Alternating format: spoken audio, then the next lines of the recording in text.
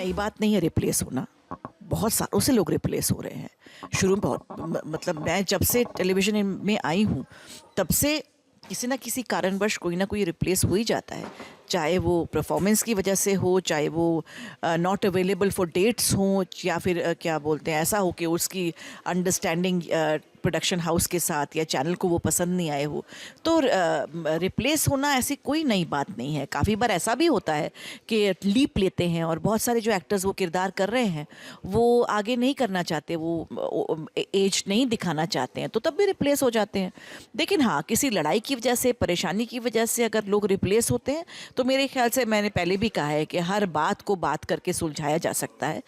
तो और ये बातचीत दोनों तरफ से होनी चाहिए। ऐसा नहीं कि प्रोडक्शन हाउस एक हाई हैंडेड ड्रेस रखे कि भैया हम तो नहीं सुनेंगे, आपको तो हमारी बात माननी पड़ेगी, या एक्टर ये कहे कि एक्सक्यूज़ मी, हम तो स्टार हैं इस शो के, हमारे बगैर ये शो कुछ भी नहीं है। तो वो भी ऐसे करें कि प्रोडक्शन के लोगों को नीचा दिखाए। नहीं, मेरे ख्याल से दोनों तरफ से बात हो सकती है, and we have to respect each other.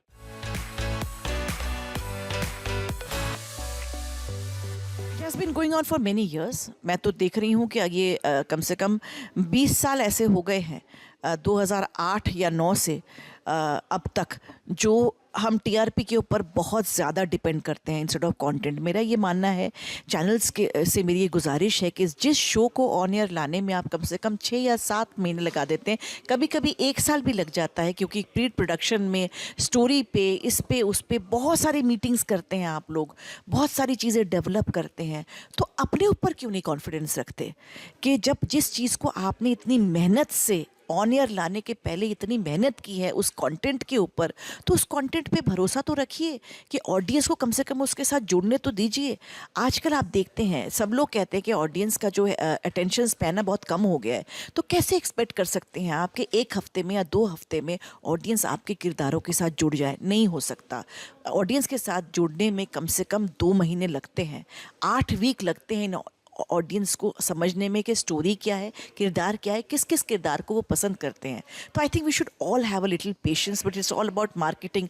आजकल हर कोई जल्दी पैसे कमाना चाहता है, तो मेरे ख्याल से चैनल्स भी जल्दी पैसे कमाना चाहते हैं, because everything depends on finances. उनको अगर फाइनेंसेस नहीं मिलेंगे फ्रॉम द स्पॉन्सर्स, तो मेरे ख्याल से everything is about money, I think now.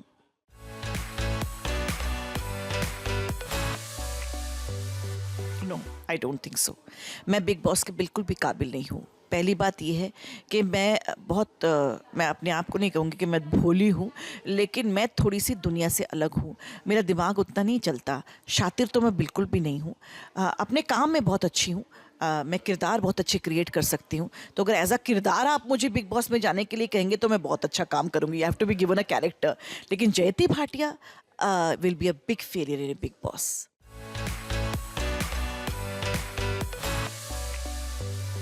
I absolutely agree to it.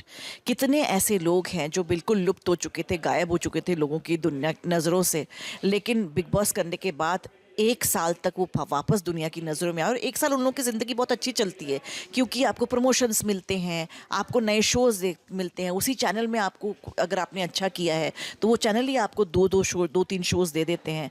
आप जीत जाते हैं तो you have go to so many promotions, you do so many events. तो 1 साल आप बहुत पैसा कमाते हैं, बहुत नाम कमाते हैं। अगले साल से दूसरे जो उस बार के बिग बॉस होते हैं, वो आकर खड़े हो जाते हैं आपके सामने कॉम्पिटिटर बन के।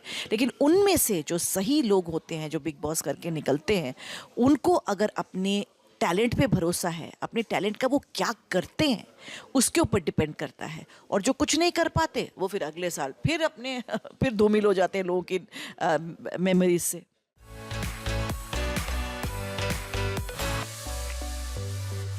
जी हाँ, बिल्कुल, बिल्कुल। मेरे बड़े करीबी हैं ससुराल सिमर का सीज़न 1 के एक्टर्स। मैं मनीष से मिलती हूँ, मैं धीरज से मिलती हूँ, और सुमेर मेरे बड़े अच्छे दोस्त हैं। मैं निमिषा जी से मिलती हूँ, निशी जी से कभी-कभी मिलती हूँ। मेरे जो बड़े राजेंद्र बेटा हैं, उनके साथ मेरा कांस्टेंट टच रहता है। दीपिका से मैं बात करती हूँ। क्या बोलते हैं, सो इसीलिए येस आई डू मीट रोली, जो है मेरी मतलब आविका, उनसे हमेशा बातचीत होती रहती है, मैसेजेस पे बात होती है। तो हाँ, मैं ज़रूर उन लोगों, वो मेरे बड़े प्रिय हैं, मैं उन लोगों से ज़रूर मिलती हूँ। और ससुराल सिमर का सीज़न 2 तो हम लोगों ने ये बना ही लिया है कि हम 2 महीने में कम से कम एक बार ज़रूर सब लोग मिलते हैं। तो ये अपडेट रखने के लिए एक बहुत बहुत बढ़िया तरीका है।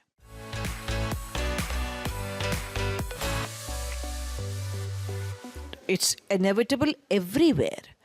आप फिल्मों में करते हैं, आप ओटीटी पे करते हैं, आप थिएटर करते हैं या आप टेलीविज़न करते हैं, एक्टर्स, प्रोड्यूसर्स, डायरेक्टर्स, राइटर्स के बीच में क्रिएटिव डिफरेंसेस बिल्कुल हो सकते हैं।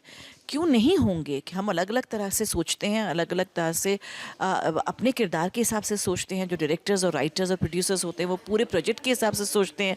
They know how to market there, या क्या बढ़िया रहेगा और क्या बढ़िया नहीं रहेगा। और ये बिल्कुल, ये राम कपूर जी भी सही हैं कि उनका मन नहीं था लेकिन उन्हें करना पड़ा। और एकता बिल्कुल सही है when she says that I know what worked and it worked. आपने देखा कि उस सीरीज़ की टीआरपी कहाँ से कहाँ पहुँची। आज भी लोग उस सीरीज़ के बारे में बात करते हैं, उसके जैसा सीरीज़ बनाने की कोशिश करते हैं।